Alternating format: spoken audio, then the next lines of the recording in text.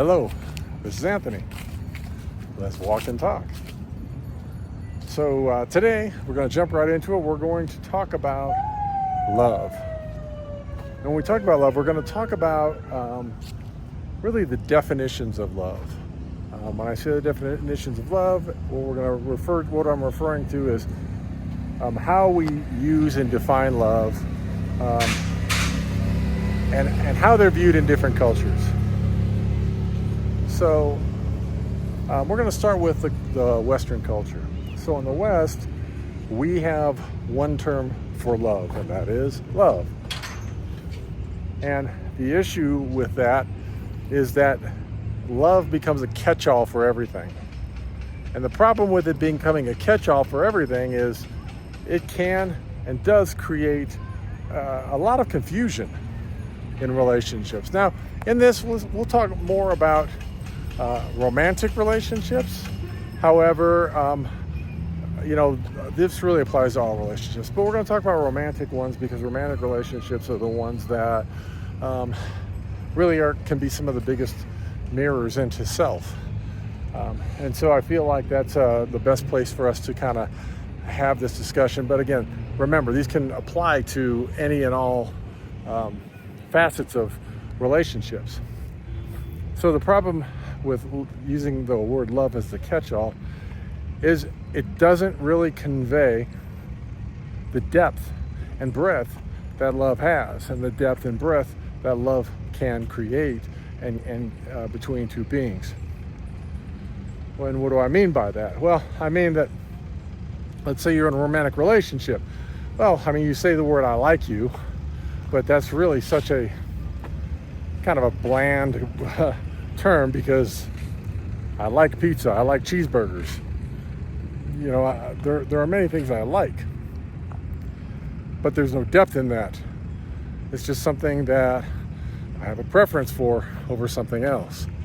And the problem we get is we get in these romantic relationships and we're waiting for the time to say the words, "I love you." The problem is that we get to different levels. We get to different levels at different periods of time, and sometimes in the relationship, sometimes one person shares that expression, and the other person shares it in return, and they're happy. And sometimes one shares it and the other doesn't, and then there creates some angst or divide, and then explanation as to why, and all the things. And so you can see how by having one level of love, how it can create confusion, it can create angst, it can create separation in some ways, it can create argument. And so, again, important to understand this. For instance, now I'm spending a lot of time in the Spanish culture, and they actually have three words that they use, or essentially three levels of love, and they refer to them from that perspective. They still have the "I like you." They have "me gusta," which is "I like," but then they have "me encanta," which is love, like I love ice cream, or I might love a friend. Then after that, they have kind of the next level, which is "te quiero," which is in English would translate to "I want," or "I want you." And that's kind of the second stage. And then you finally get to the final stage, which everyone, a lot of people in Western culture are familiar with, which is "te amo," which is "I love you." And see, that at least gives more perspective and levels of love, in order to make it a little bit easier to navigate things, such as in relationships, to allow someone to understand really truly how you're feeling about them, and the things that about them that embody that relationship to you. But we're going to talk about the next culture, and the next culture to me is the most fascinating one. The next culture is the Greek culture, and the Greeks actually had 6 words for love. And when we talk about this, there's a reason why this is so important. And the reason really is because the more that you can understand the depth of love, the more you can understand the purpose for having multiple words that describe the same thing, that give you the same definition, to help you to embody and understand that journey better. For instance, this is similar to the Inuits. They have a lot of words for snow. I think it's 32, might be more than that. But it's because snow is so prevalent in their life that, they want to describe it in more detail with each other. And also because things like snow, can also create situations that are life or death. And so being able to describe certain aspects or certain kinds of snow can help them to navigate their terrain. So let's go to the Greeks. Let's talk a little bit about Greek love. So where we're going to start with the first one. We're going to save the most well-known one for last. Well, we'll say two for last. How about that? So the first one is ludus. Ludus is playful love. The best way for me to describe playful love would be, when girls have a sleepover and they're, talking about boys and stuff, and they're all giggly and excited. To me, that's the best definition of ludus. Playful love. After that, you have philatia. And philatia is pretty easy. It's self-love. It's love for self. Following that, you have philia. Philia is brotherly love. And, you'll find some of you from the States will be familiar with that because that's Philadelphia, the city of brotherly love. After that, you have pragma. Pragma is long-term or long-standing love.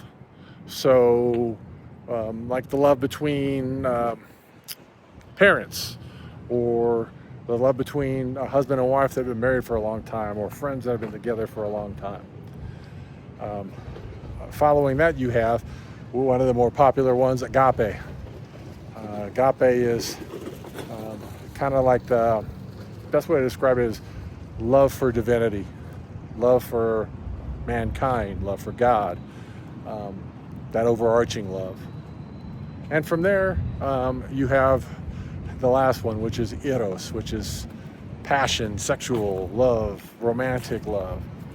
Now, interestingly enough, the Greeks thought that was actually the most dangerous love and the least valuable love of all. And the reason why is because, when you understand, what love can do to a person, you understand that can create a lot of angst in a person's life. It can create amazing things and bad things. It's the roller coaster love of life, so to speak. And then the one that that psychology added was storge. Storge? Pronunciation is, I didn't look it up, but it's Storge, and it is the love of a parent. And that was the one also that I felt like even the description of love from the Greeks missed on. And the value in understanding all these things is if I were Greek and I were in a romantic relationship, then it would be easier for me to describe my experience with my partner in order for them to have a better understanding of my relationship to them. Now, the one love we haven't talked about, and it's a word that we use a lot on this channel, and it is unconditional love. How does unconditional love fit into all that? Well, I would surmise to you that unconditional love would be all 7 of those loves. But the difference in those things is when you look at love just from the particular stance of how mankind looks at it, a lot of times love is very conditional. And what I mean by that is all loves from a human perspective can be conditional loves, meaning I'll love you romantically if you love me romantically, or I'll love you as your parent as long as you respect and follow my wishes, or those loves come tagged with an expectation. However, unconditional love is that love that exists without expectation. And what I mean by that is you can fully embody and love a being for everything and all that they are without expecting anything in return, including love. What I mean by that is loving someone so deeply that you don't even require them to be in your life. You don't require them to reach out. You don't require them to acknowledge or validate you. You don't require anything from them, but you have love for them. You have admiration for them. You have respect for them. Again, there is no expectation. Most people find that to be the most difficult thing about love. For me, that actually has no difficulty anymore. And so it's important to understand these things, because by understanding this, it helps you to understand love at a much greater depth. And by understanding love on a greater depth, it helps you to learn to be able to truly love at a much greater depth. It also helps you to, when you meet someone that you have love for you to be able to have a better description, to express your admiration and care for a being. And that can be an important thing on any journey. You see, the thing that what people don't understand about the 6 loves that the Greeks have is one person can have many loves. For instance, let's go to the romantic perspective on this. You could fall in love with someone. And when I say fall in love, we're talking about from the Western perspective. But that love could be, maybe you have romantic love for them, you have passion for them. But that person is also your best friend. But then you also have known that person for a long time. But then, you also have playfulness with them. And you also have deep friendship with them. And along with self-love that you can have for yourself, well, now you've really taken that word love and you've expanded that into a much greater depth and a much greater description to be able to share with someone, for them to understand the admiration that you have for them. But what say you? Do you feel like the word love should just be a catch-all? Do you think that that's the best use of the word? Or do you feel like having more definition around where you are in love can potentially not only create more meaningful relationships in your life, including romantic relationships in your life? So I'm curious to hear your thoughts on that. As always, if you enjoy this content, please like, share, and subscribe. I am truly grateful. And until I talk to you again, peace, love, light. I hope you have the most amazing day.